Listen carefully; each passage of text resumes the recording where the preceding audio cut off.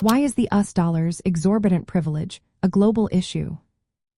Imagine a world where one country's money is used everywhere, and that country can borrow money easily while others struggle. That's what the US dollar has become since the days of the Bretton Woods system. During that time, after World War II, countries agreed to base their currencies on the US dollar, which was linked to gold. This made the dollar the main currency for international trade and reserves.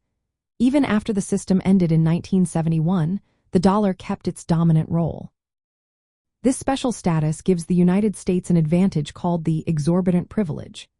It means the US can run big deficits and borrow money at very low interest rates because other countries hold a lot of dollars as reserves. Countries like China, Japan, and many exporting nations keep large dollar reserves to stabilize their own economies. They buy US government bonds and other dollar assets, which helps keep US borrowing costs low. This setup benefits the US because it can spend more on things like infrastructure or military without worrying about immediate consequences. It acts like a global financial hub, attracting investments and making US debt cheaper. This system also allows the US to influence global economic policies more easily. But this privilege isn't just good news for America. It creates imbalances around the world.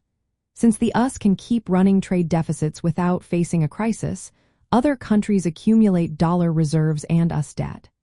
This can distort global trade, making some nations overly dependent on US economic health.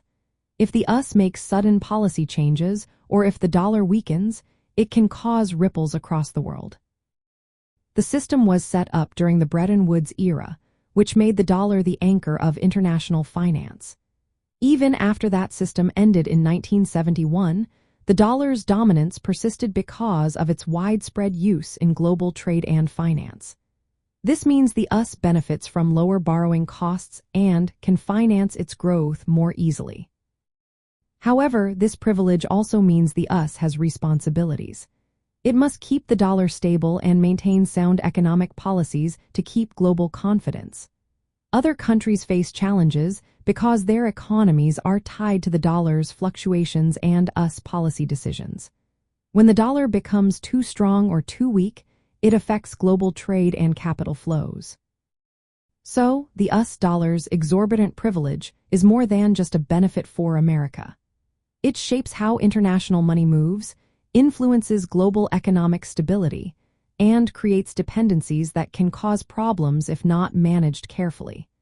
It shows how interconnected the world has become through the history of the Bretton Woods system and the ongoing dominance of the dollar.